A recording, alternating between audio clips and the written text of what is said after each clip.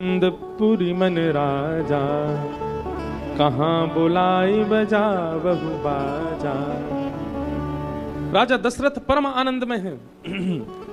गाजे बाजे बज रहे हैं, खूब आनंद सबके मन में हो रहा है। जिस प्रकार हमारे ठाकुर जी के जन्मोत्सव की प्रसन्नता भागवत में बताई जाती है, वैसा ही भाव यहाँ मानस जी में बताया गया है। सुमन वृष्टि आकाश ते होई, ब्रह्मानंद मगन सब कोई। ब्रंद ब्रंद मिली चले लुगाई, सहज श्रृंगार किए उठ भाई। कनक कलश मंगल भरी थारा, गावत पैठ ही भूप दुआरा। खूब आनंद हो रहा है। मंगल भवन अमंगल हारी, द्रवहु सो दशरथ अजिर बिहारी। महादेव के चित्त के ठाकुर जी प्रकट हुए हैं, बालक राम प्रकट हुए हैं, जिनकी आराधना महादेव नित्य करते हैं। लाला राम प्रकट हुए हैं, राम लला प्रकट हुए हैं। ऐसा भाव सब जगह चल रहा है। सुत मागध बंदी जन गंधर्व सभी आए हैं, सबको दशरथ जी महाराज कृतार्थ तृप्त कर रहे हैं। कौशल्या मैया के एक लाला हुए हैं, कैकेयी मैया के एक लाला हुए हैं, और श्री सुमित्रा जी के दो सेवक हुए हैं। राम जी के सेवक लक्ष्मण और भरत जी के सेवक श्री शत्रुघ्न जी महाराज। इन चार रूपों में ठाकुर जी का प्रादुर्भाव हुआ है। वाह, खूब दान कर रहे हैं नंद बाबा हमारे। अब देखो नंद बाबा आ जाती है मुख से, क्यों? क्योंकि हमने इतनी कथाएं कही हैं भागवत की कि जब लाला के जन्मोत्सव पर दान की बात आती तो नंद बाबा मुख से निकलता। परंतु एक चीज देखिए आपने, राम जी के जन्मोत्सव में और वहां ठाकुर जी के जन्मोत्सव में बहुत समता है। ऐसा एक जैसा क्यों लग रहा है? ठाकुर जी यदि हमारे यहां भी प्रकटेंगे ना, तो हम भी दशरथ और श्री नंद बाबा जैसे ही हो जाएंगे। मैं कथाओं में एक बात कहा करता हूं कि श्री ठाकुर जी जीवन में आएंगे तो सबसे पहला परिवर्तन आपके जीवन में क्या होगा? आप संग्रह करना बंद कर दोगे। जब तक आपकी स्थिति संग्रह की है, इकट्ठा करने की हो रही है, मैं कितना अपने पास में एकजुट कर लूं, ऐसी स्थिति मनस्थिति विचारधारा आपकी बनी है, तो समझो भी ठाकुर जी आए नहीं है। ठाकुर जी आएंगे तो कैसे है जाओगे? सब दे दोगे। महादेव को देखो, कुछ नहीं रखते अपने पास, सब दे देते हैं। जल चढ़ाओ, वो भी दे दिया। बेलपत्र चढ़ाओ, वो कितनी महंगी माला चढ़ा दो, महादेव उसको भी दे देते हैं। कुछ नहीं रखते। अच्छा, दूसरी बात, सागर में, क्षीर सागर में नारायण विराजते हैं। सागर को कुछ भी दो, नहीं रखेगा, सब लौटा देगा, वापस कर देता है। इसका मतलब क्या है? ये कहीं ना कहीं इस बात का संकेत है कि ठाकुर जी आपके जीवन में आए। ये आपको कैसे पता चले? आपके हाथ दान करने लग जाएं। अब दान शब्द आते ही ना, लोग थोड़ा सा दूसरे रूप में सोचने लग जाते हैं। वो मेरा मतलब नहीं है। सीधी बात, संग्रह का मन ना हो, केवल लुटाने का मन हो, समझो ठाकुर जी आ गए। आप कहोगे महाराज जी हमारे रिश्तेदार का बेटा बहुत लुटाता है, 31 तारीख को दिखेगा ही नहीं, नए साल पे महाराज खूब लुटाएगा, खूब बड़ी बड़ी बोतल पी के आएगा, खूब सब पे लुटाएगा। ऐसे लुटाने वाले की बात नहीं हो रही है। कहीं ना कहीं यहां पर इच्छा पूर्ति है ना, इच्छा पूर्ति वाला लुटाना नहीं, स्वयं की इच्छा पूर्ति नहीं, स्वयं के देह को सुख देने वाला, सुख जहां मिले वहां लुटाना नहीं, असहायों के बीच लुटाना, भगवत भाव में लुटाना। ऐसी मनस्थिति प्रकट हो जाए, समझो ठाकुर जी आ गए।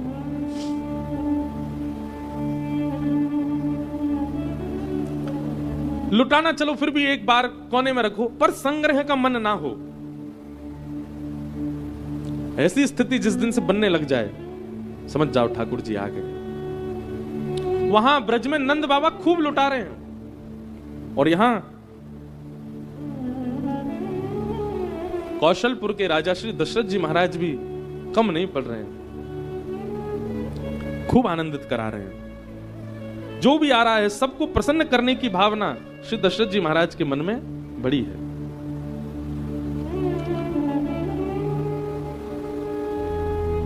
मास दिवस कर दिवस भा, मरम न जाना कोई। रथ समेत रवि था क्यों, निशा कवन विधि हो मास दिवस कर दिवस भा, मरम न जाने कोई। दूसरी स्थिति यहां पर वर्णन है। पहली स्थिति, ठाकुर जी आएंगे तो संग्रह की इच्छा खत्म हो जाएगी। और दूसरी स्थिति क्या होगी, कितने दिन निकल गए, कितना समय व्यतीत हो गया उत्सव करते करते, हरिनाम जपते जपते, कथा सुनते सुनते, समय का पता ना लगना, यह भी भगवत प्राप्ति का एक संकेत है। आपको कहीं ना कहीं समय का भाव पता चलता है, आपको कहीं ना कहीं ऐसा प्रतीति होती है कि अब तो बहुत दिन हो गए, अब तो बहुत समय निकल गया, अब तो बस कथा विश्राम होनी चाहिए, तो समझो ठाकुर जी आए ना आए। लेकिन महाराज कथा में बैठे और थोड़ी देर बाद जब घड़ी देखी तो 2 बज गए, यहां तो कथा विश्राम ही नहीं हुई, पता ही नहीं चला समय का। ऐसी स्थिति अनुभव होने लग जाए तो भी समझना चाहिए ठाकुर जी की कृपा है, ठाकुर जी आ रहे हैं जीवन में। ये तो कुछ घंटों की बात मैंने कही, परंतु जब त्रेता में, द्वापर में रामकृष्ण प्रकट हुए तो ब्रजवासियों की, अवधवासियों की स्थिति क्या है, मास दिवस कर दिवस भा, एक एक महीना ऐसे लगने लगा एक ही दिन निकला है अभी तो, मरम न जाना कोई। अच्छा एक बात बताएं, हमारे ब्रज के एक संत बता रहे थे, लोग कहते हैं कि 6 महीना तक सूर्य जो है वो हिले ही नहीं। वो कहते क्या, यहां पर लिखा भी है, रथ समेत रवि था क्यों।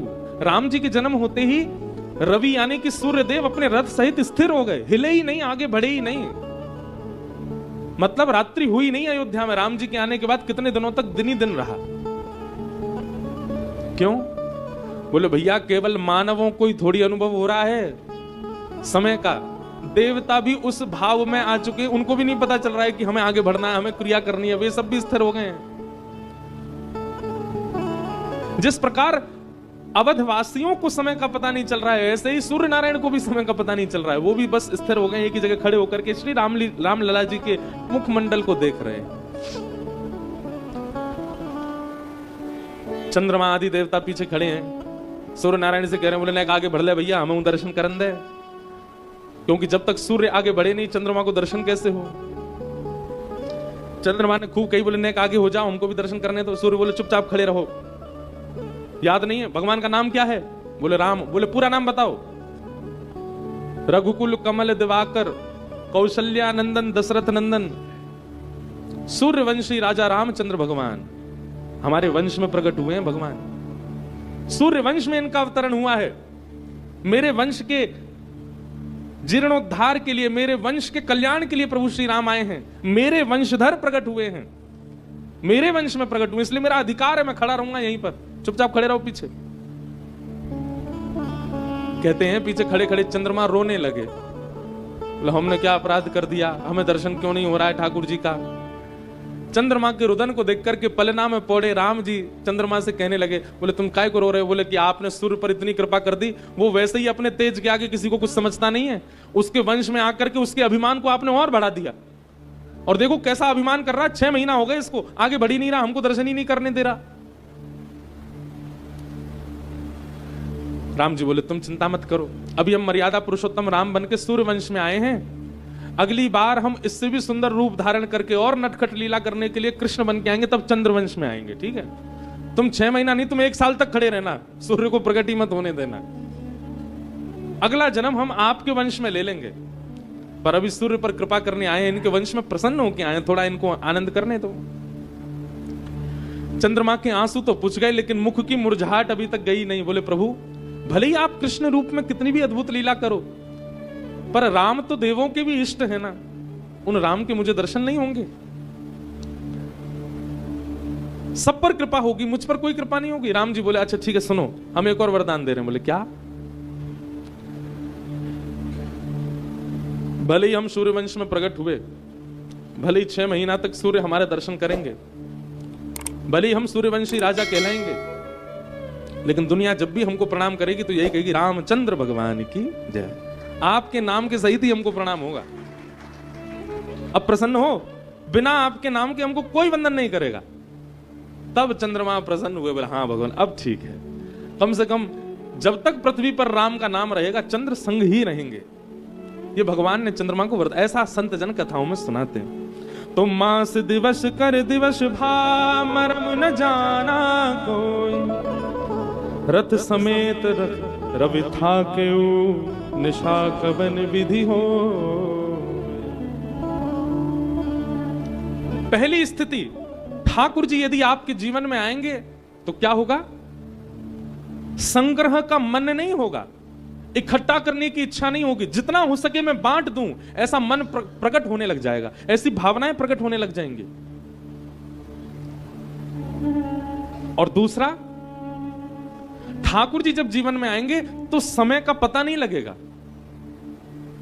आप कितना समय व्यतीत करते हैं कथा श्रवण में, कितना समय व्यतीत करते हैं हरिनाम संकीर्तन में, कितना समय व्यतीत करते हैं तीर्थ यात्रा और तीर्थ गमन में, संत समागम में, वो समय आपको पता नहीं चलेगा। और समय का पता ना लगने का एक दूसरा संकेत होता है भूख का पता ना रहना, प्यास का पता ना रहना। कभी कभी लोग कथा सुनने में इतने तन्मय हो जाते हैं कि उनको लगता है हम 4 घंटे एक आसन में बैठ लिए, उनको खुद भी भरोसा नहीं होता। कहां हम 10 मिनट भी सुख आसन में नहीं बैठ सकते, 4 घंटा निकल गया हमारा, स्वयं पे ही भरोसा नहीं होता। कई लोग कथा में आते, हम तो महाराज जी 1 घंटा के लिए आए थे छुट्टी लेकर के। मैंने कहा अब तो 7 दिन की हमने सिक लीव डाल दी अपने ऑफिस में। बोले हम बीमार पड़े भैया, आप नहीं आ पाएंगे। क्यों? क्योंकि देह को, आत्मा को, बुद्धि को, मन को वह सुख की अनुभूति होने लगी कि अब समय की पाबंदी और संसार का सुख उसके आगे फीका लग रहा है। ऐसी स्थिति होने लग जाए, समझ जाओ ठाकुर जी जीवन में आ गए। कल 31 दिसंबर है, परसों 1 जनवरी है, नव वर्ष प्रारंभ होगा। मानव के पास बहुत अपॉर्चुनिटीज होती हैं इन 2 दिनों में। कुछ ना करने वाला अत्यंत सीधा व्यक्ति भी कुछ ना कुछ करने का मन कर लेता है उसका भी। लेकिन ऐसे में आप किसको चुन रहे हैं? आप रामेश्वर नाथ को चुन रहे हैं, आप हरि चर्चा को चुन रहे हैं, आप हरि संकीर्तन को चुन रहे हैं। ये एक प्रकार का द्योतक है कि आपने देह को अभिमानी नहीं बनाया। अगर देह की माने तो देह तो वही करना चाहता है जिससे देह बिगड़े, पर आप फिर भी देह को उस योजना में ले जाते हैं जिससे ठाकुर जी प्रिय लगने लग जाएं। यह इस बात का द्योतक है कि ठाकुर जी आपसे प्रसन्न है।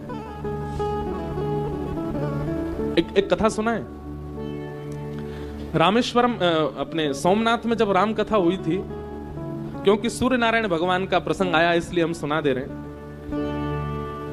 जब सोमनाथ में कथा हुई थी तो वहां कथा का क्रम हर दिन एक चरित्र बोलते थे, सीता जी का, राम जी का, भरत जी का, लक्ष्मण जी का, इस प्रकार से कथा हुई थी। उस कथा में एक संशय मेरे मन में प्रकट हुआ था कि हनुमान जी इतने दिनों तक सुग्रीव के पास क्यों रहे? सुग्रीव में ऐसी क्या विशेषता है जिसके कारण हनुमान जी उसके संग रह रहे हैं? उसके पीछे कारण क्या था? कहीं ना कहीं देखो, सुग्रीव जी भगवान के मित्र हैं और ऐसा प्रसंग आता है, संत जन सुनाते हैं कि प्रभु श्री राम ने जब अवध वापस आने के बाद अश्वमेध यज्ञ किया तो अश्वमेध यज्ञ में सबको निमंत्रण भेजा, लेकिन सुग्रीव को और विभीषण को निमंत्रण देने भगवान श्री राम स्वयं गए। मतलब दोबारा आए भगवान। कथा ऐसी है कि भरत जी से भगवान ने जब लिस्ट मांगी कि भाई किस किस को निमंत्रण दे रहे हो, तो सबका बताया। बोले इनके यहाँ लक्ष्मण को भेजो, यहाँ भरत जी को भेज दो, यहाँ शत्रुघ्न जी चले जाएंगे, यहाँ आदि आदि चले जाएंगे। लेकिन 2 नामों पर भगवान ने किसी को संकेत नहीं किया, विभीषण और सुग्रीव। भरत जी ने पूछा, भगवान विभीषण और सुग्रीव के पास कौन जाएगा? भगवान बोले हमारे मित्र हैं, इनके पास हम जाएंगे। तो भरत जी इतने खुश हुए, बोले भगवान लक्ष्मण तो सब जगह हो आए हैं, कृपा कर दीजिए अब की बार हमको ले चलिएगा साथ में, हम भी दर्शन कर आएंगे लंका का, हम भी दर्शन कर आएंगे सेतु का। भगवान बोले ठीक है। तो सुग्रीव जी को निमंत्रण देने प्रभु श्री राम पुनः पधारे किष्किंधा और आकर के सुग्रीव जी को निमंत्रण दिया कि हमारा अश्वमेध यज्ञ आपको आना, और ये हमारे अनुज भ्राता हैं, इनका नाम भरत है। तो सुग्रीव जी और भरत जी का मिलन हुआ। उसके बाद भगवान जब लंका गए तो लंका में ठाकुर जी का स्वागत, यहीं से रामेश्वर भगवान को प्रणाम किया, भरत जी से जल चढ़वाया और प्रणाम करके ठाकुर जी फिर सेतु पर होकर के भरत जी को लेकर के गए। साथ में और भी कई लोग रहे होंगे, पर भरत जी को सब जगह का अनुभव कराया। सेतु देख करके भरत जी इतने भाव विह्वल हो गए और बार बार स्वयं को कोसने लगे, मैंने कोई अपराध किया होगा जो राम जी के साथ मैं वनवास में नहीं था। सेतु पर दर्शन करते हुए, रोदन करते हुए बार बार सेतु को अपने हृदय से लगा रहे हैं, तो कहीं भी लेट जाते हैं भरत जी। लंका पहुंचे, लंका में जाकर सीता जी जहां विराजती थी वहां दर्शन किया, आदि आदि सब हुआ। विभीषण जी ने सिंहासन पर बिठाया राम जी को, विभीषण जी को निमंत्रण दिया राम जी ने, कहा कि आपको अयोध्या आना है, हमारा अश्वमेध यज्ञ है। स्वीकृति हुई। विभीषण जी ने प्रभु श्री राम के चरणों में प्रणाम किया और प्रणाम करते हुए कहा, भगवान आपसे कुछ मांगना चाहते हैं। बोले क्या? बोले नाथ, वैसे तो मेरे इस बात पर कई लोगों को रोष आ सकता है, कई लोग मेरी इस बात को स्वीकृति नहीं प्रदान करेंगे, पर मैं कुछ विचार करके ही कह रहा हूं, आप जाते जाते इस सेतु को तोड़ जाइएगा। भगवान राम बोले क्यों? भरत जी तो बिल्कुल भावविह्वल हो गए, क्यों, ऐसा क्यों करना है? विभीषण जी बोले दो बातें हैं। पहली बात तो भगवान, अमूल्य वस्तु गोपनीय रहे तो उसका मूल्य और बढ़ जाता है। मैं चाहता हूं कि यह सेतु कहीं ऐसा ना हो कि भविष्य में कलिकाल इतना व्यापक हो जाए और लोग इस सेतु की महिमा ना जान पाएं और इसका दुरुपयोग होने लग जाए। तो कृपा करके पहला कारण तो इसलिए कि आप इसको डुबा जाइए समुद्र में, और दूसरा कारण, आपने सेतु बनाया तब से लंका की इतनी प्रसिद्धि हो गई है कि लोग बाग इस पे चढ़ के दर्शन करने आते हैं लंका का। लेकिन हमारे लंका के कई लोगों का स्वभाव अभी भी राक्षसों वाला है। हमें सुनने में आता है कि भक्त आए दर्शन करने के लिए और लंका के राक्षसों ने पकड़ करके उनका भोजन कर लिया। लोग बाग यहां आते हैं और लंका के ये कुछ राक्षस हैं, उनको पा लेते हैं प्रसाद बना के। भगवान, इसलिए हम चाहते हैं कि आप इसको भूमिगत कर दीजिए, समुद्रगत कर दीजिए। तो प्रभु श्री राम ने विभीषण जी की बात को माना और बाण निकाल करके एक संधान किया, 3 टुकड़ों में राम सेतु को विभाजित करके समुद्रगत कर दिया। तो हम किस प्रसंग में यह बात सुना रहे थे कि श्री सुग्रीव जी को प्रभु श्री राम खुद निमंत्रित करने आए अश्वमेध यज्ञ के लिए। सुग्रीव सामान्य नहीं है, पर सुग्रीव जी के कई भावों पर, सुग्रीव जी की कई विचारधाराओं पर भक्तों का मन नहीं लगता। वैसे हमारा भी नहीं लग रहा था। हमने कि भाई ये सुग्रीव जी के साथ हनुमान जी इतने दिन क्यों रहे, इसके पीछे कारण क्या है? तो प्रसंग ऐसा है, बहुत ध्यान से सुनिएगा। हमने सोमनाथ में सुनाया था कि सूर्य नारायण भगवान को गुरु मानकर के जब हनुमान जी उनसे शिक्षा ग्रहण कर रहे थे, तो संपूर्ण शिक्षा ग्रहण करने के बाद हनुमान जी ने चरणों में प्रणाम करके कहा, गुरुदेव वैसे तो मेरे पास कुछ है नहीं देने को, पर आप कृपा करके बताएं कि मैं दक्षिणा में आपको क्या प्रदान करूं। तब भगवान सूर्य ने हनुमान जी को आज्ञा की है कि प्रभु श्री राम त्रेता में हमारे वंश में प्रकट होंगे और हमारे वंश में प्रकट होकर के प्रभु श्री राम श्री सीता जी के विरह में लंका जाएंगे उनको खोजने के लिए, और उस समय नारद जी के श्राप को सिद्ध करने के लिए वो वानरों से सहायता मांगेंगे और वानर राज हमारे सुग्रीव होंगे। हमारी आपसे प्रार्थना है कि प्रभु श्री राम मेरे वंश में आ रहे हैं, इसलिए मुझे संतुष्ट करने के लिए कि मेरे वंश में राम जी को किसी भी प्रकार का कोई कष्ट ना हो, मेरा एक अंश राम जी की सेवा में हो, तो मैं ऐसा मानूंगा कि मैं ही राम जी की सेवा में हूं। तो प्रभु श्री राम नारद जी के श्राप को पूर्ण करने के लिए वानरों से जब सहायता मांगने आएंगे तो वे सुग्रीव के पास आएंगे।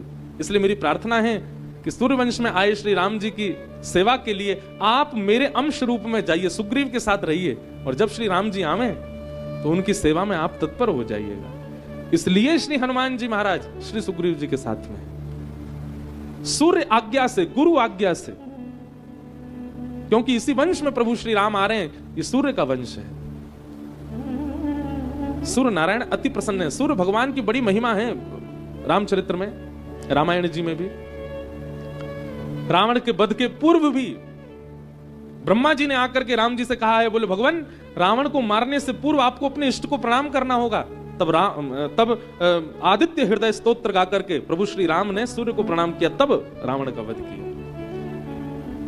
लोग बाग हमसे पूछते हैं आपको इतने साल हो गए कथा करते हुए, भगवान देखे आपने? रोज देखते हैं, रोज सुबह उठते ही आप साक्षात सूर्य को जब देखते हैं, उन्हीं के प्रति ही शंख चक्र गदा पद्म चतुर्भुज रूप का भाव रख करके प्रणाम किया करो। साक्षात नारायण है, किसको नहीं दिखते? रोज सबको दिखते हैं भगवान। ये सूर्य कोई देव नहीं है, भले ही देव में हम उन्हें मानते हैं, वो साक्षात नारायण है। प्रभु श्री राम भी उनको वंदन करते हैं। तो मास दिवस कर दिवस भामरम न जाने को, रथ समेत रव था के निशा कवन विधि हो। यह रहस्य काहू नहीं जाना, दिन मन चले करत गुण गाना। देखी महोत्सव सुरमुनि नागा, चले भवन वर्णन नत निज भागा। ये भेद कोई नहीं जान पाया कि श्री सूर्य नारायण भगवान इतने दिनों से खड़े कैसे हैं। इस प्रकार यह शुभ चरित जान पे सोई, कृपा राम के जा पर हो। कुछ दिन बीत गए और कुछ दिन बीत जाने के बाद में प्रभु के नामकरण का अवसर आया, प्रभु का नामकरण किया गया। एक बात हमारी सुनेंगे, कृष्ण लीला में भी, राम अवतार में भी नामकरण के प्रसंगों को बड़े आनंद से सुनाया गया। इसका मतलब नामकरण संपूर्ण जीवन को व्यवस्थित करने का एक बहुत श्रेष्ठ यज्ञ है। और ऐसा शास्त्रों ने नियम बताया कि गुरुजनों के द्वारा, विप्रदेवों के द्वारा, श्रेष्ठ विद्वानों के द्वारा ही नामकरण होना चाहिए। पर आजकल नामकरण कर रहे हैं, एक नए गुरुजी आए हैं दुनिया में, उनका नाम है गूगल गुरुजी। वही नामकरण कर रहे हैं बच्चों का। ब्राह्मण देवता बता देते हैं आपके बालक के ये अक्षर हैं, इन पे नाम रख लीजिए। पहले ऐसा होता था कि संतजन नाम बताते थे, पुरोहित नाम बताते थे, गुरुजन नाम बताते थे, फिर धीरे धीरे हुआ बुआ नाम बताने लगी, चाची नाम बताने लगी। आजकल सबके दिमाग फ्यूज हो गए, अब केवल गूगल जी बताते हैं। बुरा नहीं मानिएगा, हम सन्मुख आप हमको बताते तब हम कुछ नहीं कह सकते, पर कभी कभी लोग मिलते हैं, उनके बच्चों का नाम पूछो, आपका नाम क्या है? ऐसा नाम सुनाई देता है वो कहीं पढ़ा ही नहीं। आजकल तो ये भी पता नहीं चलता है कि ये इंडियन नाम है, मतलब हिंदुओं का नाम है कि मुस्लिम नाम है। ऐसे ऐसे तो नाम होते हैं बच्चों के। अब मैं एक आध नाम मेरे को आ तो रहे याद, लेकिन बोल दूंगा तो फिर जिन जिन के बेचारे बच्चे वो उदास हो जाएंगे, इसलिए हम बोल नहीं रहे। लेकिन उन लोगों को सावधान कर रहे हैं जिनके यहाँ संतान अभी आने वाली हैं। हमारी बात मान लीजिए, कृपा करके बालकों का नाम जो रखते हैं उन्हीं के ही अंश, उन्हीं के ही गुण और उन्हीं की ही कृपा बालक पर आती है। और जब नाम ही गूगल रख रहा है तो फिर वैसे ही बन जाएंगे बालक, वैसे ही उनके बुद्धि स्वभाव स्वरूप होता चला जाएगा। इसलिए नामकरण बहुत ध्यान से रखना चाहिए। नामकरण प्रारंभ हुआ, जो आनंद सिंधु सुख राशि, जो सिंधु सुख राशि, जो आनंद सिंधु सुख राशि। वशिष्ठ मुनि नामकरण कर रहे हैं चारों भाइयों का, सब लोग गाओ मेरे साथ।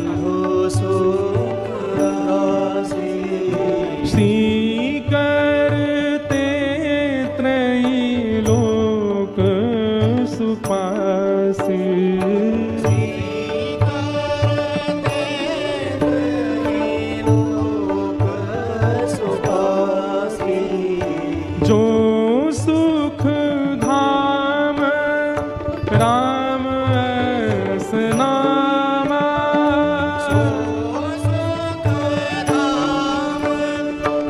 ये रामायण की मानस जी की चौपाइयां हैं।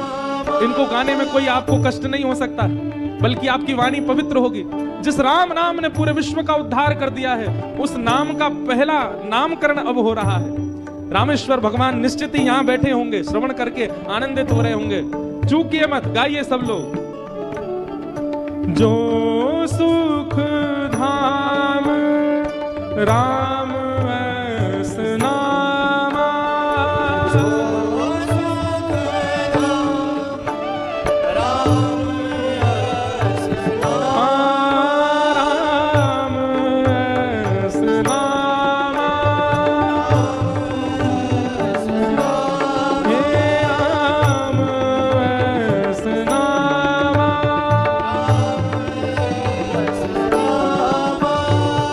अखिल लोक दायक वेशनामा, अखिल लोक दायक वेशनामा। गुरु वशिष्ठ कह रहे हैं, हे राजा दशरथ, कौशल्या मैया, आपकी गोद में जो नीलमणि विराजमान है आपको पता है ठाकुर जी का सबसे पहला नाम क्या रखा गया? जैसे ही राम जी प्रकट हुए तो पूरी अयोध्या नगरी राम जी को जब तक नामकरण नहीं हुआ तब तक क्या कह के बुलाती है? दशरथ के नीलमणि, कौशल्या के नीलमणि, नीली नीली सी मणि है, ऐसे नीलमणि है। आपका ये बालक नीलमणि की भांति है, नीले समुद्र के भांति है, अत्यंत रहस्य छुपे हैं, अत्यंत ज्ञान का भंडार ये आपका जो पुत्र है, जिसके संपर्क में आते ही मानवों को, देवताओं को, जो भी इनके संपर्क में आएगा सबको सुख ही प्राप्त होने वाला है। ऐसे आपके बालक का मैं नाम राम रखता हूं। बोला राजा रामचंद्र भगवान। राम शब्द का अर्थ क्या है? जो योगियों के हृदय में रमण करता है। रमन्ते योगिनोस्मिनिति रामः। जो योगियों के, साधुओं के, साधकों के, भक्तों के, वैष्णवों के हृदय में रमण करे वही राम है। जो सिंधु सुख राशि,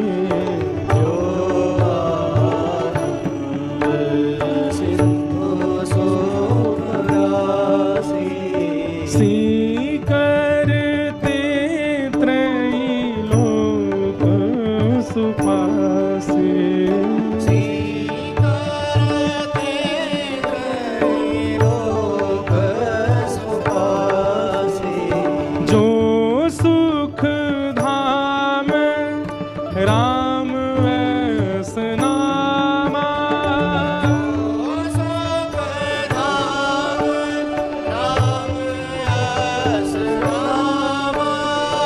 अखिल लोक दायक वैष्णव, अखिल लोक दायक वैष्णव। पहले बालक का नामकरण हुआ, अब दूसरे कैकेयी मैया की गोद में बैठे हैं, उनकी ओर वशिष्ठ जी देख रहे हैं और उनका नामकरण कर रहे हैं।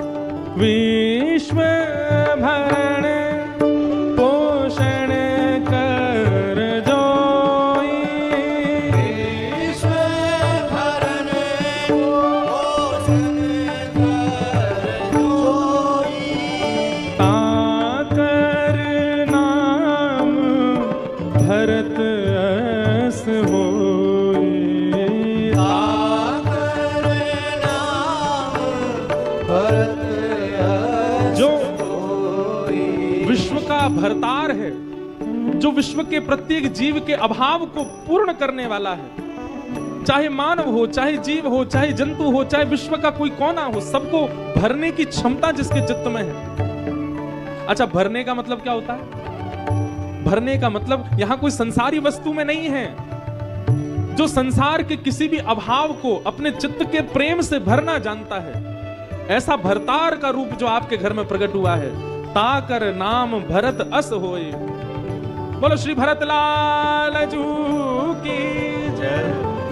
जाके सुमिरन तेरे पूना सा, जाके सुमिरन तेरे पुनासा, जाके सुमिरन तेरे पूना सा, जाके सुमिरन तेरे पुनासा।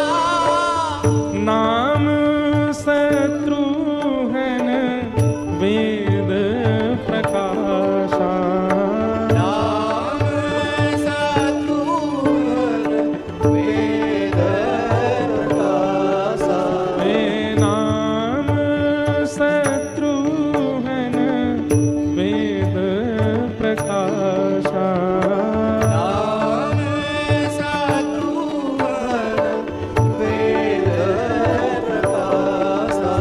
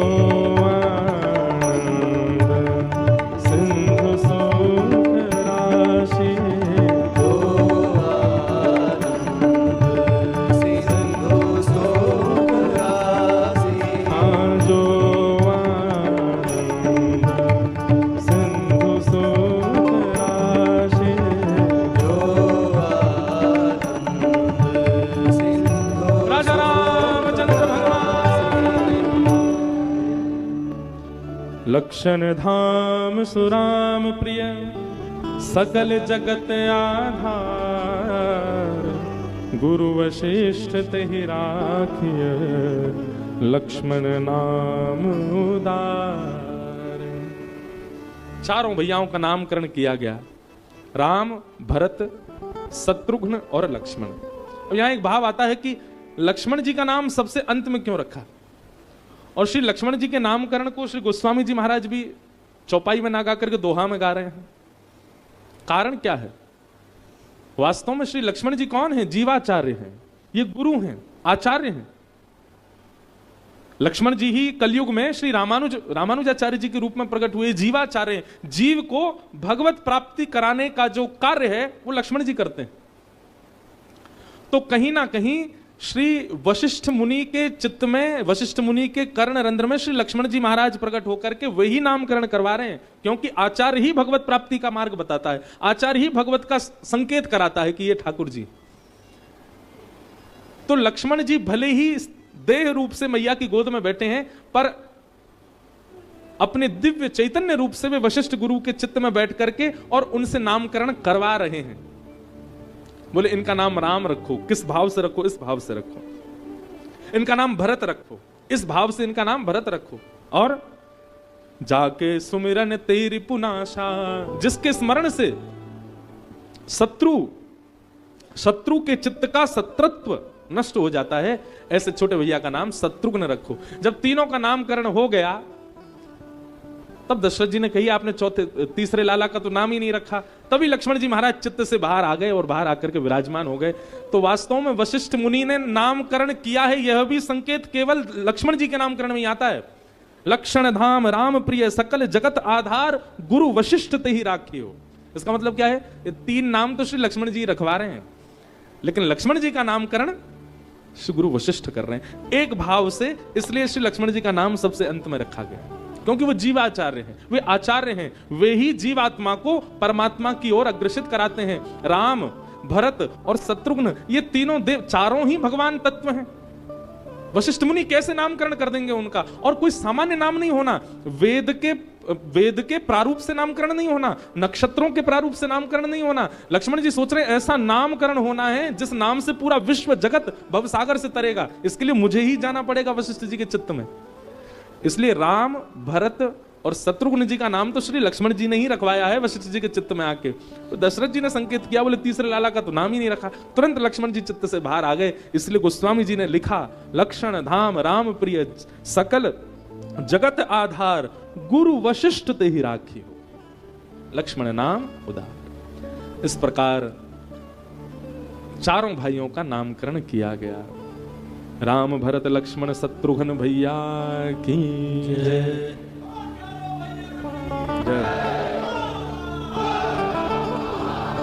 वाह! चारों के नाम रखे गए। धरे नाम गुरु हृदय विचारी, वेद तत्व नृप तब सुतचारी। वेद के तत्व ही तुम्हारे चारों पुत्र हैं। गुरु ने ध्यान पूर्वक नामकरण किया। धीरे धीरे भैया नेक थोड़े थोड़े नेक बड़े भये हैं। लक्ष्मण जी तो पूरे दिन श्री राम जी की सेवा में ही रहते हैं, राम जी के संग ही रहते हैं, और श्री शत्रुघ्न जी भरत जी की सेवा में रहते हैं। ऐसे परस्पर भाव चारों भाइयों का एक दूसरे के प्रति होने लगा। श्याम गौर सुंदर दो जोरी, निरखी छवि जननी तृण तोरी। चारुशील रूप गुण धामा, तदपि अधिक सुख सागर रामा। कविता बली कहाँ है अनुज जी?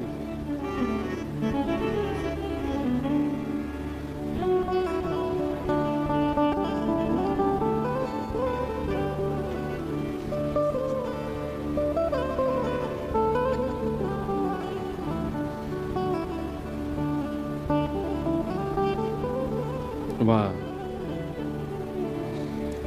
कल बाल लीला कवितावली में श्री गोस्वामी जी की पढ़ रहे थे।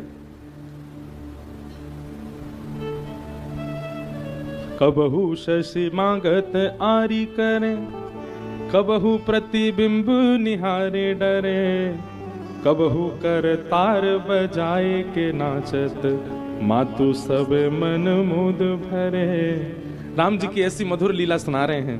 आहा, अच्छा कुछ कुछ लीलाएं तो मिलती जुलती हैं ठाकुर जी की और राम जी की, जैसे कबहू शशि मांगत आरी कर, जैसे हमारे ब्रज के लाला चंद्रमा मांगते हैं। सूरदास जी वर्णन कर रहे हैं, चंद्र खिलौना ले हो सुमैया मोरी, चंद्र खिलौना ले हो सुमैया मोरी। जय हो लोट अबहि धरेण पे, जय हो लोट अबहि धरणी पे, तेरी गोद न आए हूँ सुमैया मोरी, तेरी गोद न आए हो सुमैया मोरी। हमारे बाल कृष्ण प्रभु मैया से कह रहे, मैया जे कहा है ऊपर। मैया बोली, लाला जे चंद्र खिलौना है। अब तो ठाकुर जी ऊपर ही देख रहे हैं और ऊपर देख करके मैया तो कह रहे, मैया चंद्र खिलौना चाहिए मुझको। मैया बोली, लाला अब जे कहां ते लेके आऊं तेरे काज, कहां तोड़ के लाऊं तेरे काज। ठाकुर जी बोले, मोए ना पता मैया कैसे लेके आ, मुझको चंद्रमा चाहिए। मैया बोली, लाला देख जैसे ऐसे हट ना करो करें, चल कल दे दूंगी तो ना, मुझको तो अब ही चाहिए, आज ही चाहिए, अब ही लेके आ मैया। सूरदास जी कह रहे हैं, ठाकुर जी गोद से उतर गए। कई बार बालक इतना हट करते हैं कि मैया की गोद में टिकते नहीं, वैसे ठाकुर जी उतर गए और उतर करके मैया को धमकी दे रहे हैं। क्या धमकी दे रहे हैं? जई हो लोट अबई धरने पे, मैया मैं अबई धरती में लेट जाऊंगा, तेरी गोद में नहीं आऊंगा, सबरी मट्टी अपने ऊपर लगा लूंगा। मैया बोली, लेट जा जा, वैसी कारोसो और जमीन में लेट जाएगो, धूल लग जाएगी और बुरा लगेगा। मोह का है गोपी सबरी तो कुकारो के हैं, और कलते सबरी मट्टी को मत होना और कहेंगी मोह का है, लौट जा।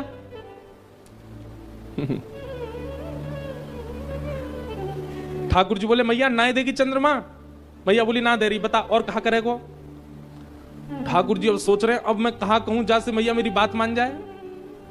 मैया मेरी बात सुन ले। बोले, कहा सुरभि को पे पान न करी हो, सुरभि को पे पान न करू हो, बेनी सिर न गुथे हो मैया मोरी, बेनी सिर न गुथे हो सो मैया। ठाकुर जी कितने प्रेम में छके हुए हैं। आजकल के लोग धमकी क्या देते हैं? मुझसे ब्याह करो नहीं तो हम फांसी पे लटक जाएंगे, हमारा ये काम करा दो नहीं तो हम तुमको ये कर दें, तुमको मेरी सौगंध है ये काम तो तुमको करना ही पड़े। पर ठाकुर जी की तो जिद देखो, कैसी प्यारी प्यारी जिद है। मैया से कह रहे हैं, मैया यदि तेने मुंह को चंद्रमा नहीं दियो तो मैं गैया को दूध नहीं पीऊंगो, सुरभि को पे पान ना करी हूं। मैया बोली, दूध नहीं पीवेगो? क्षमा करना, हम ब्रज ले गए कथा को, क्योंकि अब ब्रज ही जाना है आज। ब्रज तो नहीं जाना है, पर हाँ कथा करके द्वारिका जाना है। ठाकुर जी क्या कह रहे हैं?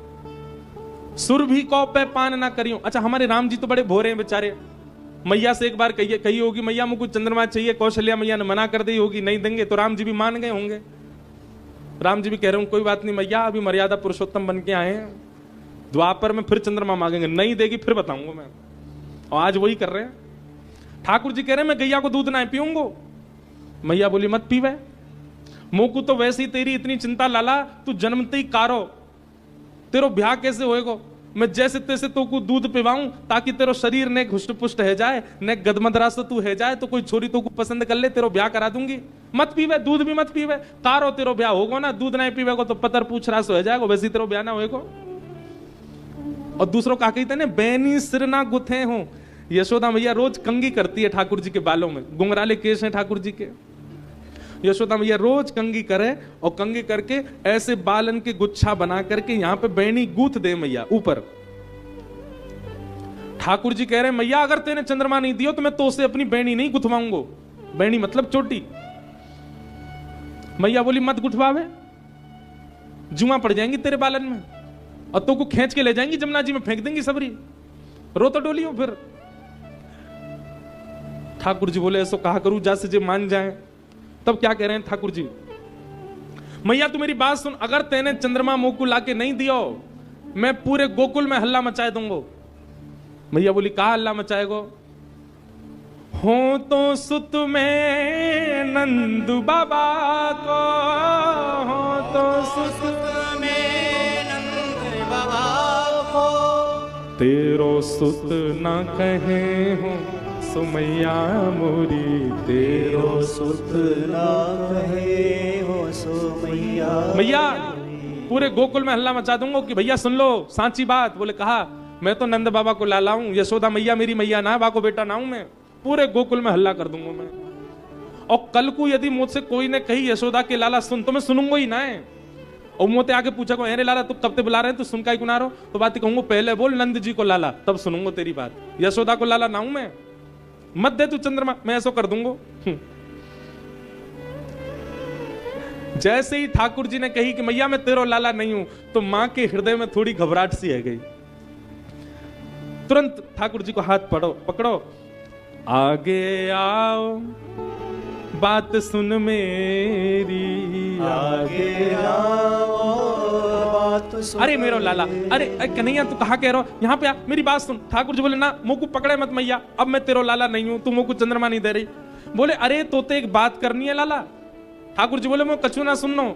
सोई मैया ने ब्रह्मास्त्र छोड़ो। बोले कहा ऐसी बात है लाला जो दाऊ को नहीं पता चलनी चाहिए, बलराम को नहीं पता चलनी चाहिए, ऐसी बात बतानी है।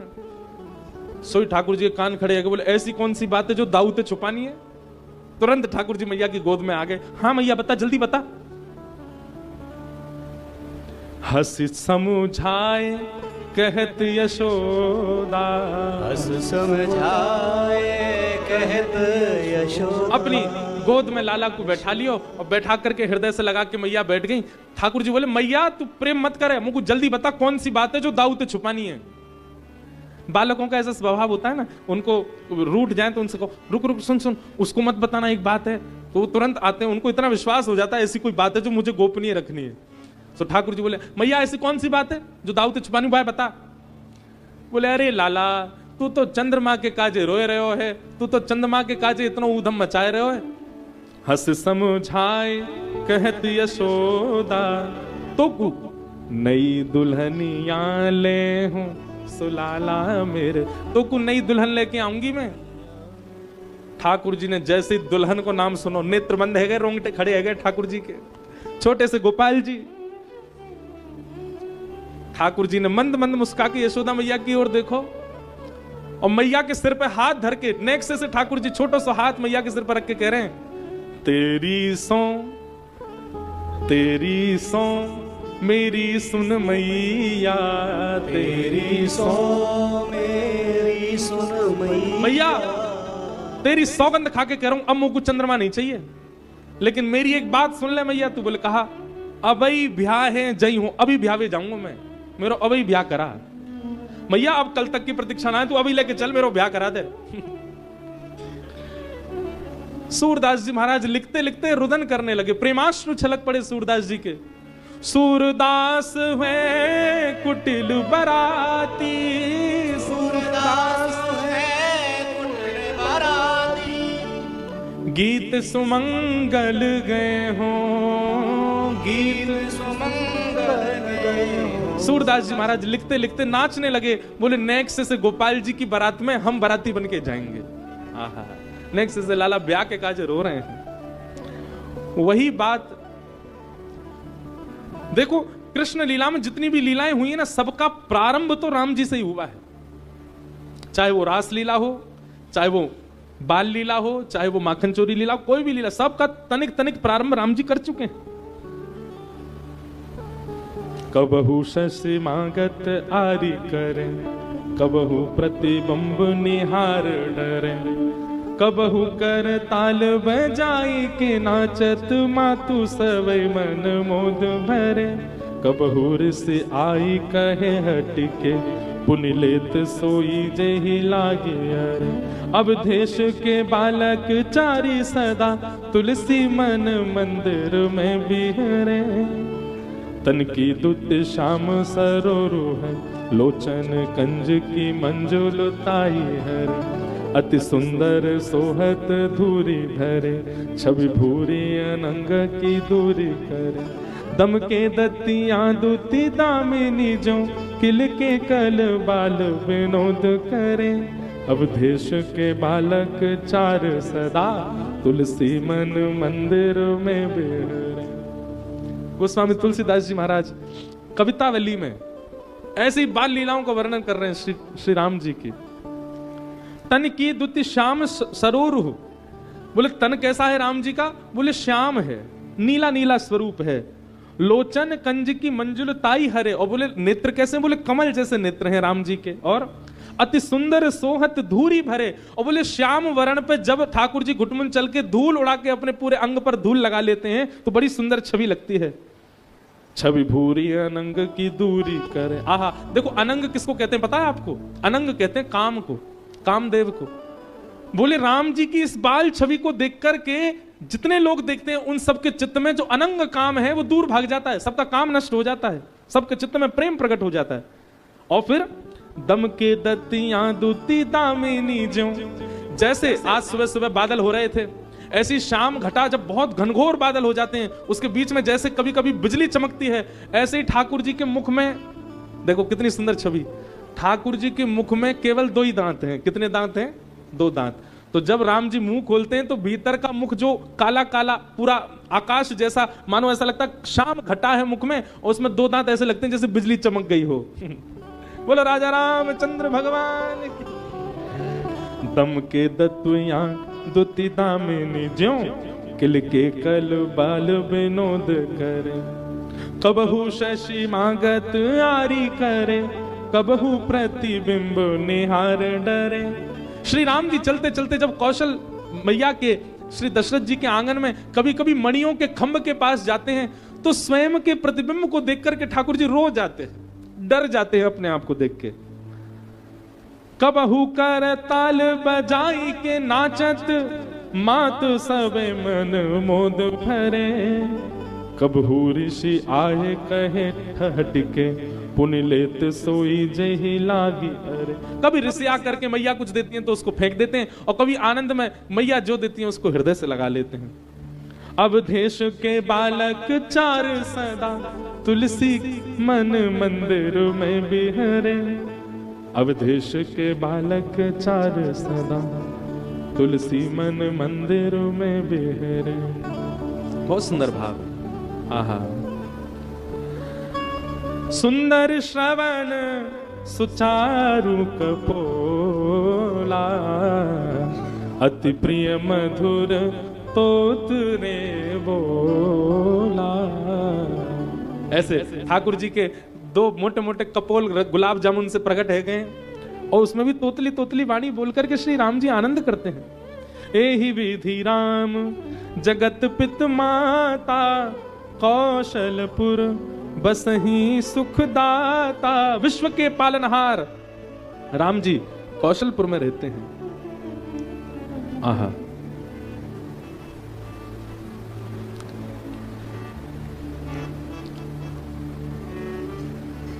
एक बार जननी अनभाए, कर श्रृंगार पलना पौढ़ाए, निज कुल इष्ट देव भगवाना, पूजा हेतु कीन स्नाना।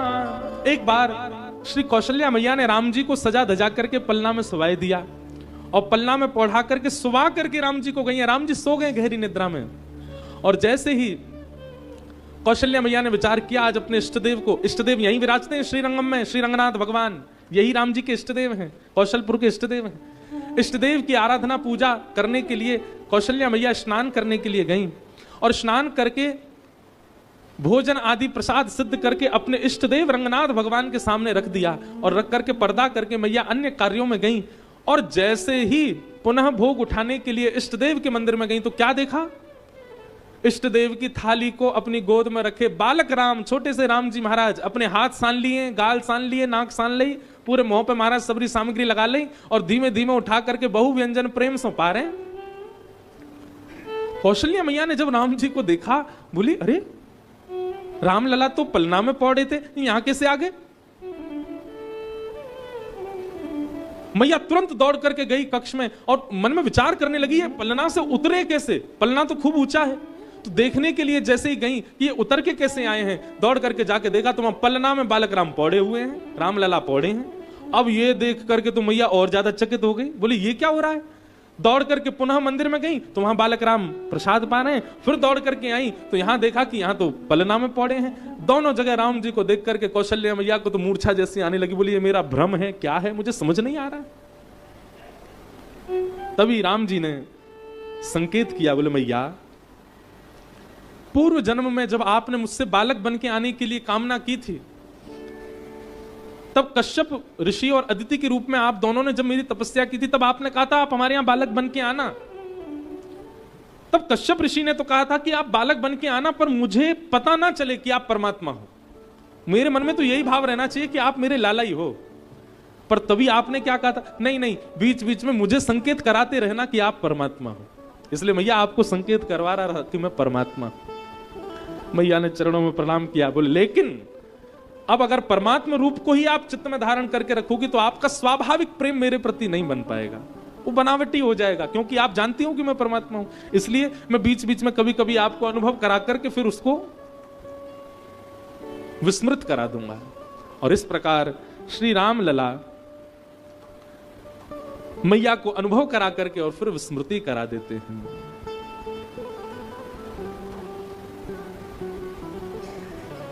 इस प्रकार ठाकुर जी की मधुर लीलाएं चल रही हैं, बाल लीलाएं चल रही हैं। राम जी महाराज धीरे धीरे अब बड़े होने लगे हैं। शंकर जी के मन में आया कि हम भी बालक राम का दर्शन करने के लिए जाएं। काकभुसुंडी जी को बुलाया और कहा कि चलो राम लला के दर्शन करके आएं। काकभुसुंडी जी बोले हमको जान कौन देगा भीतर। शंकर जी महाराज बोले वो सब हम कर लेंगे, हम एक काम करते हैं, हम पत्री देखने वाले बन करके जाएंगे और तुम हमारे साथ में एक सहायक विप्र बन के चल दो।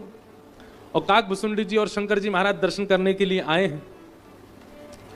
जैसे ही प्रवेश करने लगे तो सखियों ने द्वार रोक दिया, बोले हमारे बालक राम बड़े कोमल हैं, ऐसे किसी जोगी भोगी को भीतर नहीं जाने देंगे। आपका रूप देख करके, इतना विकराल रूप देख करके राम जी कहीं डर ना जाए। काकभुसुंडी जी कहने लगे अरे आप जानती नहीं है, ये बहुत बड़े ऊंचे महात्मा हैं, ये बहुत बड़े ऊंचे ज्योतिषाचार्य हैं। आपके जो बालक राम भरत शत्रुघ्न आदि हुए उन सबकी जन्म पत्री देख लेंगे, बढ़िया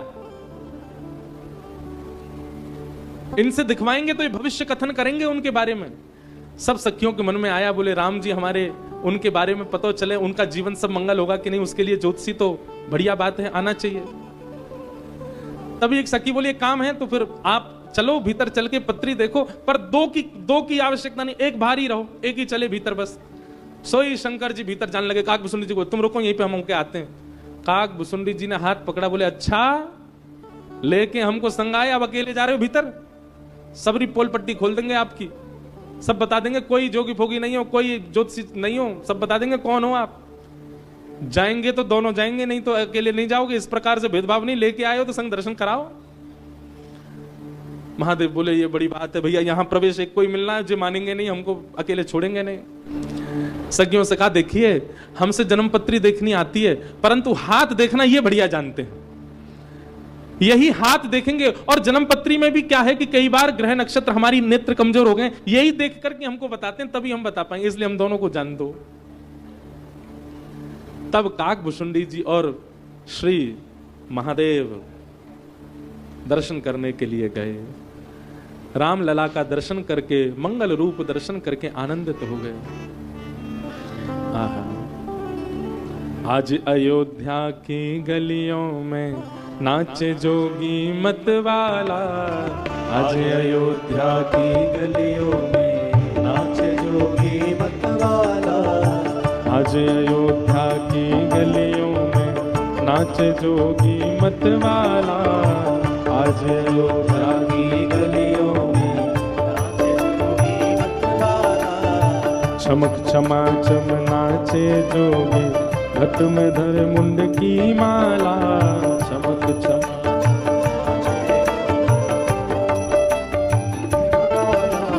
आज अयोध्या की गलियों में नाचे जोगी मतवाला, आज अयोध्या की गलियों में नाचे जोगी मतवाला, शैली श्रृंगी लिए हाथ में और डमरू त्रिशूल लिए, शृंगी लिए हाथ में और डमरू त्रिशूल लिए। क्षम क्षमा चम नाचे जोगी दर्श की मन में चाह लिए, क्षमा क्षम नाचे योगी दर्श की मन में चाह लिए। भगत घुंघरू छम छम बाज कर में जपते हैं माला, भगत घुंघरू छम छम बाज घर में जपते हैं माला। आज अयोध्या की गलियों में नाचे जोगी मतवाला, आज अयोध्या की गलियों में नाचे जोगी मत। बोलो रामेश्वर भगवान की।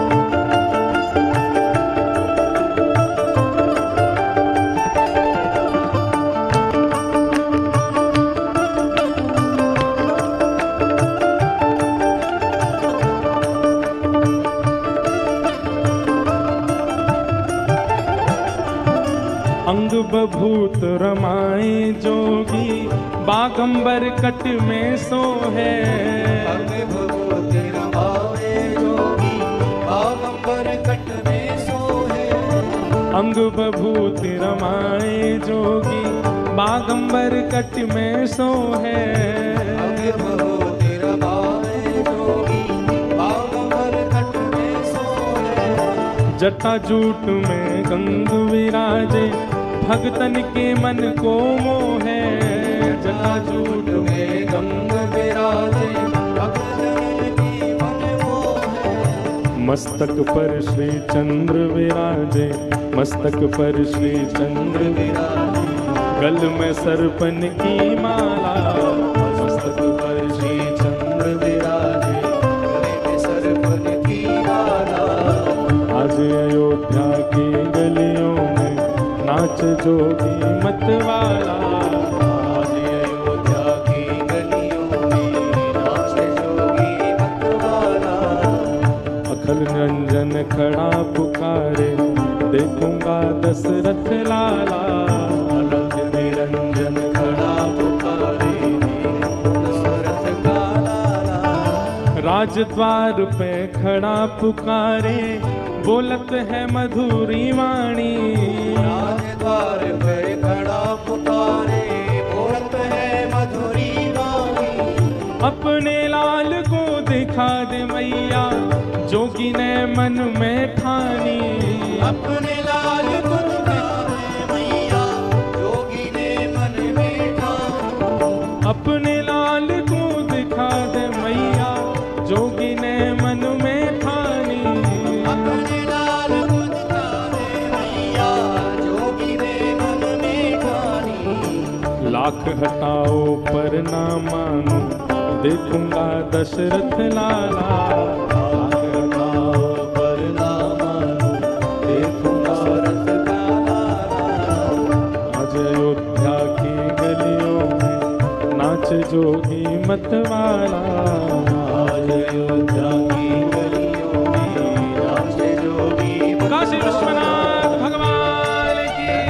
नमो पार्वती पते हर हर महादेव।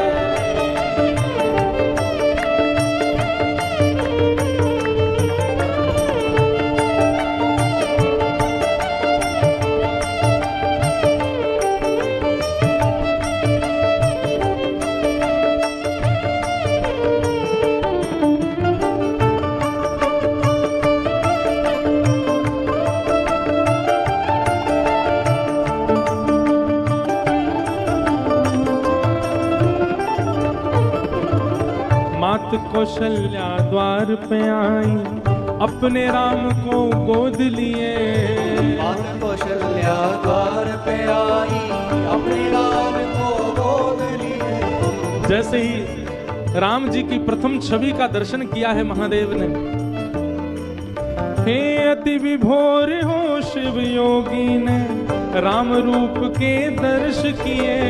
अति विभोर है शिव योगी ने राम रूप के दर्श किए। अति विभोर हो शिव योगी ने राम रूप के दर्श किए।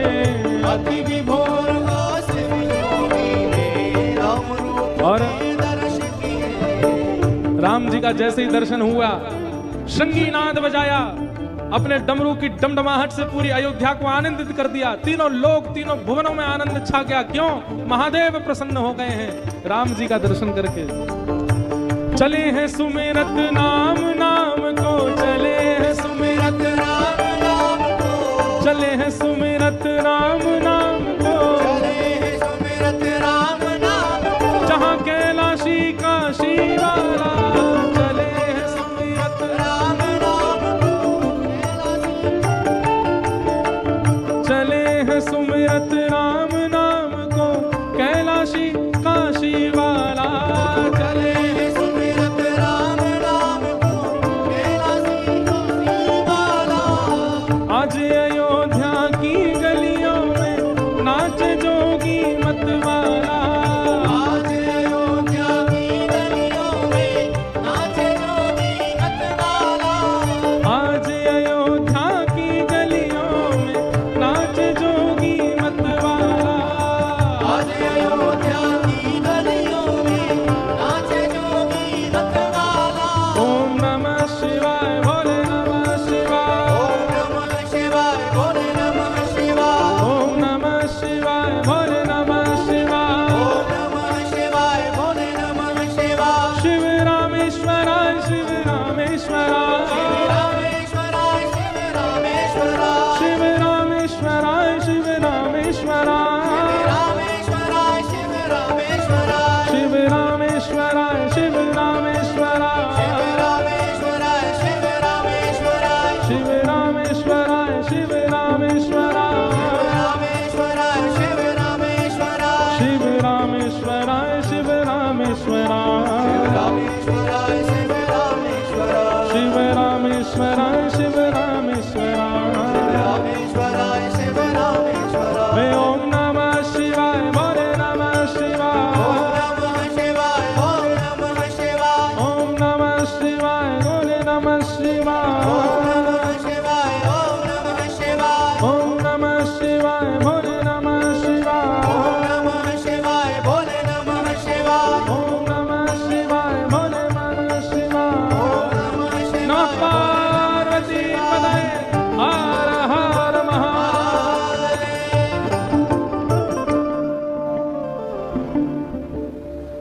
राम के दर्शन महादेव ने किए।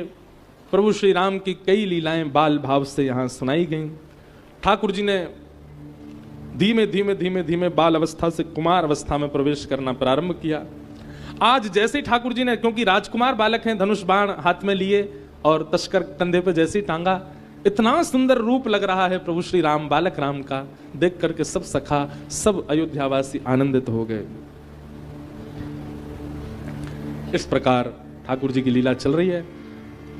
किरवानी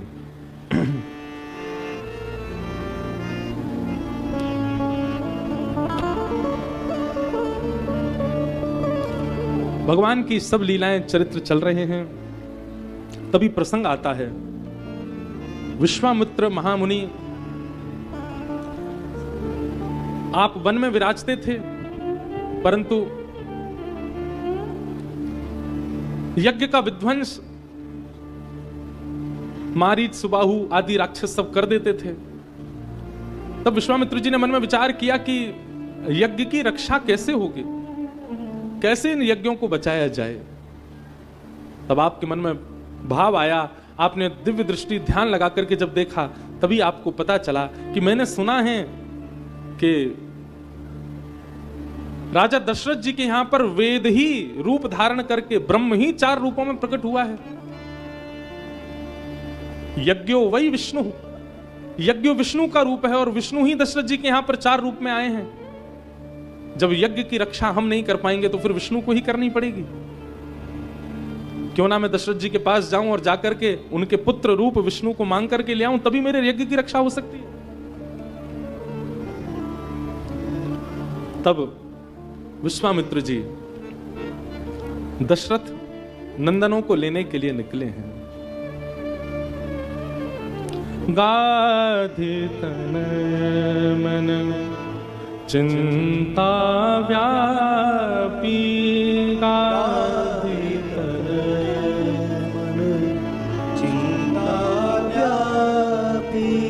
हरि बिन मरहि न निश्चर पापी, हरि बिन मरहि न निश्चर पापी। तब मुनिवर मन कीन विचारा, तब मुनिवर मन कीन विचारा।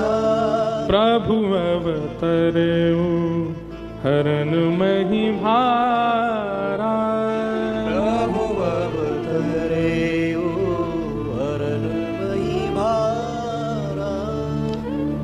और श्री विश्वामित्र जी ने मन बनाया, अब मुझे जाना चाहिए। दशरथ जी के यहां जाकर के उनके तनय, उनके पुत्र जो कि विष्णु अवतार हैं, नारायण अवतार हैं, उनको लाकर के ही यज्ञ रक्षा होगी।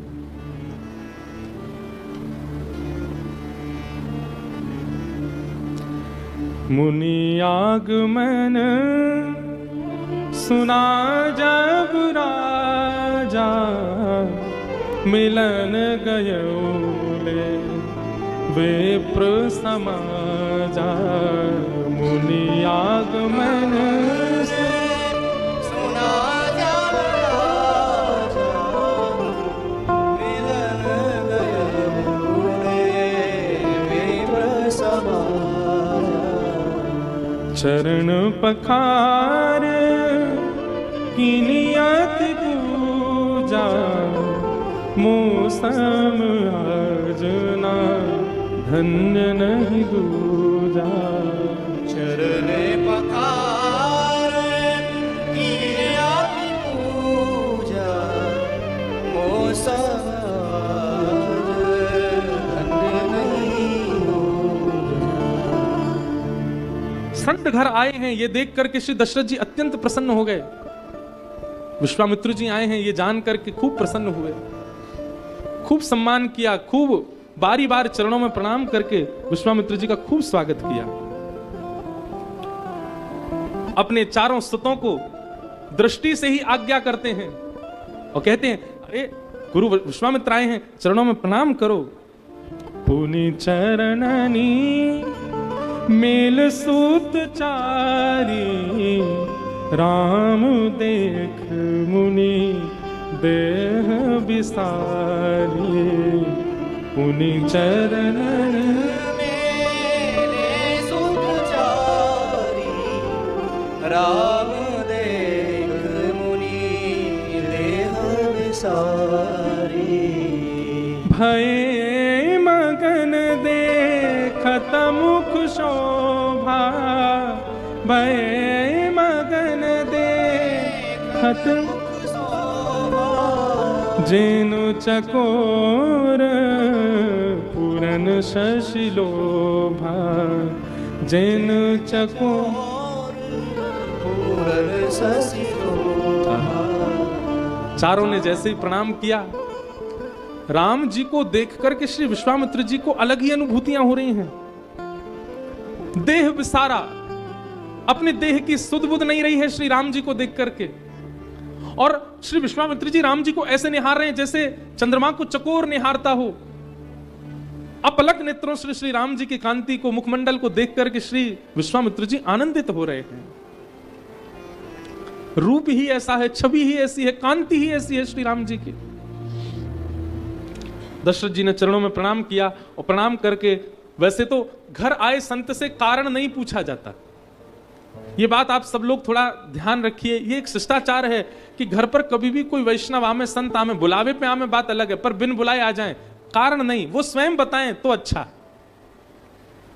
पर श्री विश्वामित्र जी के मुखमंडल पर चिंता का दर्शन हो रहा है, इसलिए दशरथ जी ने पूछा कि मुनिवर, आपका मुख चिंतित लगता है, आपके आगमन का कारण जान सकता हूं? आप कैसे आए? हमारे यहां कोई सेवा हो तो आप आज्ञा करें। असुर समूह सतावहि मोहि, मैं जाचन आयो नप तोहि, अनुज समेत देहु रघुनाथा, निश्चर वध में होव सनाथा। राक्षस मुझे बहुत तंग करते हैं, मेरे यज्ञ को विध्वंस करते हैं। राजन, आज मैं तुम्हारा नियम जानने के लिए आया हूं, तुम्हारा व्रत लेने के लिए आया हूं, तुम्हें परखने के लिए आया हूं कि तुम मेरे यज्ञ की रक्षा करोगे कि नहीं। दशरथ जी बोले, आज्ञा करें, कैसे रक्षा करनी है? बोले, तुम्हारी इच्छा से नहीं, मेरी इच्छा से यज्ञ की रक्षा हो। कैसे? अनुज समेत देव रघुनाथा। अब यहां एक बात आती है, अनुज समेत देहु रघुनाथा। अनुज के नाम से सब लोगों को लक्ष्मण जी की याद आती है, पर अगर अयोध्या में अनुज शब्द कहा जा रहा है तो तीनों आएंगे ना अनुज में। भरत भी हैं, लक्ष्मण भी हैं, शत्रुघ्न भी हैं, तीनों अनुज हैं। अनुज मतलब छोटे। अनुज समेत देहु रघुनाथा, राम जी को अपने अनुज भाई के साथ मुझे प्रदान करो, इन्हीं के द्वारा ही निश्चरों का वध होगा, तभी मेरे कार्य की सिद्धि होगी। लेकिन जैसे ही अनुज शब्द कहा गया, ऐसा कहते हैं कि लक्ष्मण जी खड़े तो चौथे नंबर पर थे, अपने आप ही राम जी के बगल में आके हाथ पकड़ के खड़े हो गए। संत जन बताते हैं कि जब कभी भी राम जी की सेवा का कोई भाव आता है तो भरत और शत्रुघ्न मन की गति से भी तीव्र होकर के राम जी की सेवा में जाते हैं, पर भरत और शत्रुघ्न से भी तीव्रता है श्री लक्ष्मण जी की।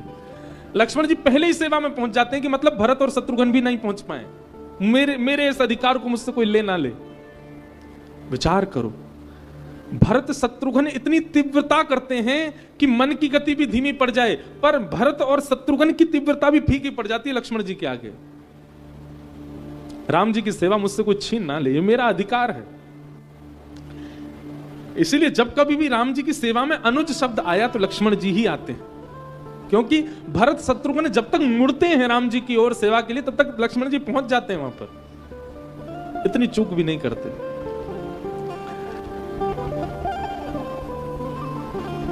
आप अपने पुत्र राम को इनके अनुज भाई के साथ मुझे दे दीजिए, इन्हीं के द्वारा ही निश्चरों का वध होगा।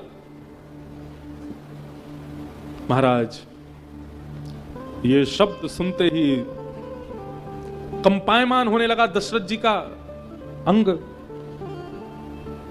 सुनी राजाति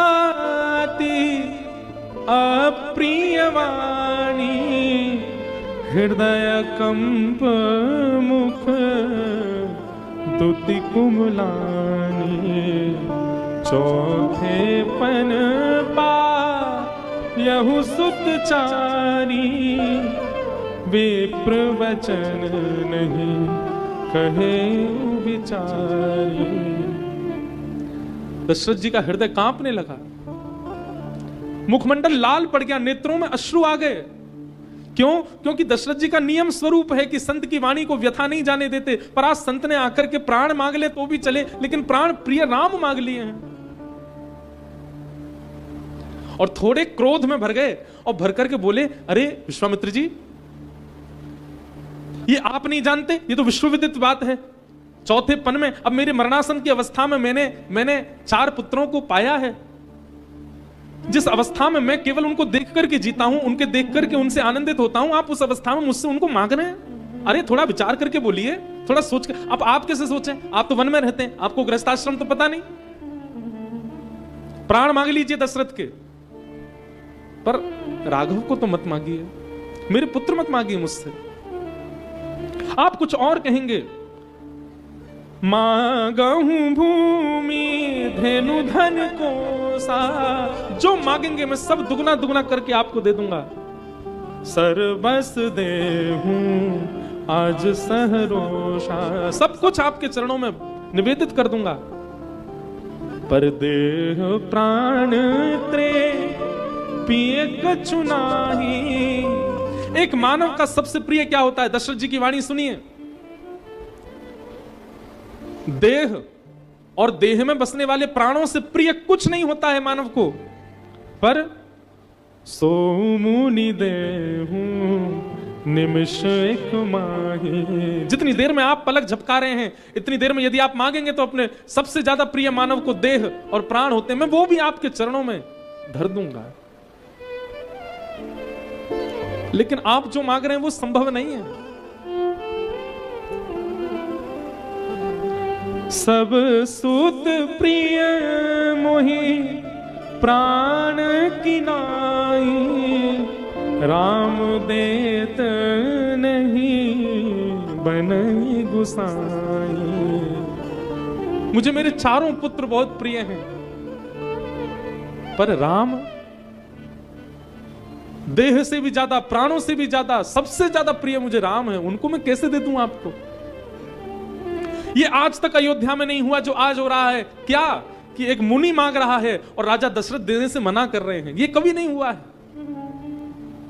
अयोध्या इस बात के लिए प्रख्यात है कि यहां राजा से जो मांगा जाए वह प्रदान कर देते हैं। अरे कुछ लोग दशरथ जी से आकर के कहते हैं हमें मृत्यु नहीं चाहिए, पर हम स्वर्ग देखना चाहते हैं। तो बिना मृत्यु के स्वर्ग कोई नहीं जा सकता पृथ्वी से, पर दशरथ जी वह भी संभव करा देते हैं और कुछ लोगों को स्वर्ग का दर्शन करा देते हैं। इतनी सामर्थ्य रखते हैं श्री दशरथ जी महाराज। सर्वविदित हैं, सर्वव्यापी है अयोध्या नगरी इस बात के लिए कि यहां कुछ भी मांगा जाए देने से इनकार नहीं होता। पर आज विश्वामित्र मांग रहे हैं और श्री दशरथ जी मना कर रहे हैं।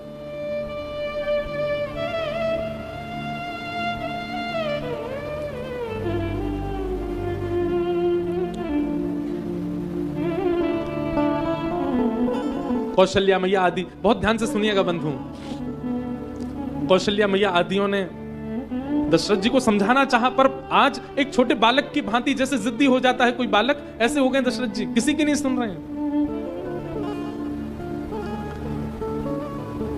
तब विश्वामित्र जी ने थोड़ी सी अपनी नेत्र विलग किए, पिता से मांगा, नहीं मिल रहे राम जी। राम जी को देख रहे हैं तो राम जी तो पिताजी के चरणों की ओर देख रहे हैं, पिताजी जो कहेंगे वो करेंगे हम। माताओं की ओर देखा तो माता भी बिल्कुल नेत्र नीचे करके खड़ी हैं। तब विश्वामित्र जी ने कहा एक ही उपाय है राम जी को लेने का। क्या? गुरु वशिष्ठ। एक बात यहां पर सिद्ध होती है, भले ही राम प्राणों से प्रिय हैं, भले ही राम देह से भी अति प्रिय हैं दशरथ जी को, पर फिर भी गुरु आज्ञा में इतनी सामर्थ्य है कि राम जी दे देंगे दशरथ जी। आपको राम बहुत प्रिय हैं, आपको आपके ठाकुर बहुत प्रिय हैं, पर गुरु आज्ञा के आगे दशरथ जी ने राम जी को भी रोका नहीं, फिर दे दिया विश्वामित्र जी को। तब विश्वामित्र जी ने सोचा, बोले एक ही उपाय है, जब पिता नहीं दे पा रहे, मां नहीं दे पा रही, स्वयं राम नहीं मिल पा रहे, तब गुरु आश्रय में जाओ। राम जब किसी भी प्रकार से ना मिल रहे हो तब गुरु के प्रति विश्वास प्रकट करो, राम मिल जाएंगे। विश्वामित्र जी ने तिरछी नजर करके जैसे ही वशिष्ठ जी को देखा, और वशिष्ठ जी की मानो उन्होंने धीमे धीमे मनस्थ भाव से वंदना की। गुरु, आप गुरु हैं, आप वशिष्ठ हैं। अच्छा, वैसे कथा ऐसी है कि सर्व जगत विदित है कि विश्वामित्र और वशिष्ठ जी की बनती नहीं है आपस में। सबको कथा पता है, विश्वामित्र जी पूर्व के क्षत्रिय राजा थे। आप एक बार वन में गए तो वशिष्ठ मुनि के यहां उनकी कुटिया देख करके, उनके आंगन में उनकी कुटिया के बाहर जब कामधेनु गऊ को आपने देखा, गऊ देख करके आप आनंदित हो गए। वशिष्ठ मुनि की कुटिया से निकलने वाला एक सुंदर तेज, एक सुंदर वातावरण देख करके मानो जैसे चित्त से सारे काम मोह सब नष्ट जैसे होने लगे। गाधी सुत आए हैं ये जान करके वशिष्ठ मुनि ने ऐसा स्वागत सत्कार बीच वन में किया कि उस स्वागत को देख करके विश्वामित्र जी बोले, धिक्कार है हमको अपने राजा होने पर। हम राजभवन में रह के ऐसा स्वागत नहीं कर पाते, ऐसे नियमों का पालन नहीं कर पाते, ऐसी गैया की सेवा नहीं कर पाते, और यहां वशिष्ठ मुनि बीच वन में रह करके सब प्रकट कर रहे हैं। विश्वामित्र जी ने उनसे कहा, आप कामधेनु गैया हमको दे दो। वशिष्ठ मुनि बोले, आप जो मांगे सो देंगे, ये नहीं दे सकते। देवताओं की गैया, ऋषियों की गैया है, और इनकी सेवा जीव मान करके नहीं करी जाती, देव मान के की जाती है, और ये हमारी निधि है, हम इनको कैसे दे दें? आप क्षत्रिय हैं, तो ब्राह्मणों की गैया है। ऐसी कुछ बातें हुई और उन बातों से विश्वामित्र जी को क्रोध आ गया और उन्होंने कहा तप में इतना बल है कि मैं तप के बल से अपने क्षत्रिय कुल से ब्राह्मण में परिवर्तित हो जाऊंगा। और राजकुमार होते हुए, राजवंश के होते हुए भी उन्होंने तप करके स्वयं को विश्वामित्र के रूप में परिवर्तित किया। पूरा विश्व विदित हुआ। कुछ बातों से विश्वामित्र जी थोड़े अनमने से रहते हैं वशिष्ठ मुनि के प्रति, परंतु आज राम जी को लेने के लिए मानो नेत्रों से ही वंदना कर रहे हैं और किसी कारण से राम हमें नहीं मिलेंगे, आप कृपा कर दो तो मिल जाएंगे। अभी घर में पूज्य श्री मलुकपीठ वाले महाराज जी की कथा चल रही थी। महाराज जी ने एक सुंदर लीला सुनाई। बोले जब विश्वामित्र जी नहीं माने ले जाएंगे राम जी को, और रघुकुल की रीत है कि यहां पर संत जनों की मांगी हुई वस्तु को कभी मना नहीं किया जाता, तो श्री दशरथ जी महाराज अपने भवन में गए और केकई, सुमित्रा, कौशल्या मैया को बुला करके बोले बाबा को राम ही चाहिए ना? बोले हाँ। बोले राम भरत दोनों एक जैसे ही लगते हैं, भरत को भेज दो, भरत को भेज दो, साथ में शत्रुघ्न चले जाएंगे। उनको क्या पता चल रहा है कि ये भरत है, क्योंकि राम भरत बिल्कुल एक से ही लगते हैं। बोले हाँ ये योजना ठीक है। तो गए तो थे रोते हुए भवन में, लेकिन आए तो हंसते हुए आए दशरथ जी। दशरथ जी बोले आपने बड़ी कृपा की, हमारे कुल पर अनुग्रह करके आप हमारे बालकों को ले जाने के लिए आए हैं। तुरंत भरत जी का हाथ पकड़ा और हाथ पकड़ करके साथ में भरत जी का हाथ पकड़े, शत्रुघ्न जी लीजिए, ये दोनों तने राघव और उनके अनुज हैं, आप ले जाओ। और वास्तव में शत्रुघ्न जी को पता ही नहीं, विश्वामित्र जी को पता ही नहीं चला कि ये राम जी नहीं है, ये भरत जी हैं। लेकिन विश्वामित्र तो विश्वामित्र हैं। जैसे ही भरत जी का हाथ स्पर्श करके ले जाने लगे तो भरत जी के हाथ को स्पर्श करके विश्वामित्र जी बोले जिनके रूप को देख करके मैं देह का सुध बुध भूल गया, उनका हाथ स्पर्श करके मुझे कुछ हो क्यों नहीं रहा है? कहीं ऐसा तो नहीं है कि कहीं अदला बदली हो? वैसे ही वो राम और भरत एक जैसे लग रहे थे। तो विश्वामित्र जी ने परीक्षा ली कि ये भरत है कि राम है। विश्वामित्र जी बाहर आए और अयोध्या नगरी से नेक दूर गए और थोड़ी दूर जाकर के बोले सुनो बालक राघव। भरत जी बोले जो आज्ञा गुरुदेव। हमारे आश्रम जाने के दो मार्ग हैं। एक मार्ग तो सीधा सीधा है, इससे हम जाएंगे तो शाम तक हम आश्रम पहुंच जाएंगे। लेकिन ये दूसरा मार्ग थोड़ा दुर्गम है, इससे 2-3 दिन का समय लग सकता है। परंतु बात यह है कि जो जल्दी पहुंचाने वाला मार्ग है, इसी मार्ग में ताड़का नाम की एक राक्षसी रहती है। और भी कई राक्षस इस मार्ग में मिलेंगे, लेकिन ये जो दूसरा मार्ग है जिससे 2-3 दिन का समय लगेगा, इसमें कोई राक्षस नहीं है। आप बताओ हमें किस मार्ग से जाना चाहिए? सीधे जाएं या घूम करके 2-3 दिन विलंब से जाएं? भरत जी महाराज बेचारे वो तो साधु हैं, बेचारे वो तो गोपी हैं। उनको रामचरित्र की गोपी कहा गया श्री भरत जी को, जैसे हमारी ब्रज की गोपी। तो भरत जी महाराज बोले गुरुवर ये ताड़का आदि का वध हमको क्यों करना? वो भी बेचारे जीव हैं, उनको जीवित रहने दीजिए। वो भी बेचारे कुछ खा पी करके अपना गुजर बसर कर लेंगे, उनको मार करके हमको क्या करना है गुरुदेव? 3 दिन विलंब से चले जाएंगे, बल्कि 3 दिन और स्मरण होगा और सत्संग होगा और भजन कीर्तन और नाम जप हो जाएगा। 3 दिन मार्ग में ही हम लोग संध्या उपासना आदि सत्संग कर लेंगे। कृपा करके हम बड़े मार्ग से चल दें, ताड़का आदि को क्या करना मार करके गुरुदेव? विश्वामित्र जी समझ गए, बोले राम जी नहीं है, ऐसी साधु बुद्धि तो भरत की है। और तुरंत विश्वामित्र जी बोले बालक भरत। तुरंत भरत जी जी गुरुदेव। विश्वामित्र जी समझ गए, बोले राम जी ने हाथ पकड़ के लौटा के ले आए। यहां पर गोद में बैठा करके राम लक्ष्मण को श्री दशरथ जी महाराज बड़ी आनंद में बैठे, सामने से देखा तो विश्वामित्र जी हाथ पकड़ के लेके आ रहे। दशरथ जी बोले क्या हुआ? बोले हमको आप क्या समझते हैं? ये राम जी का नाम कह के भरत जी पकड़ा दिया हमें। बोले आपको पता कैसे चला?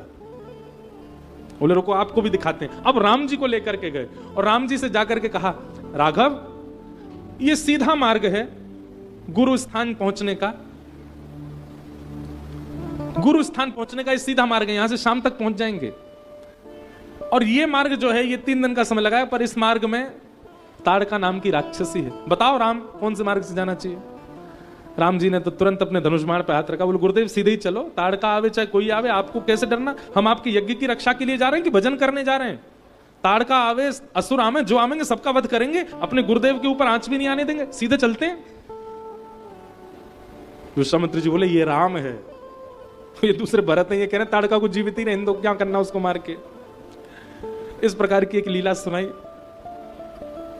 लेकिन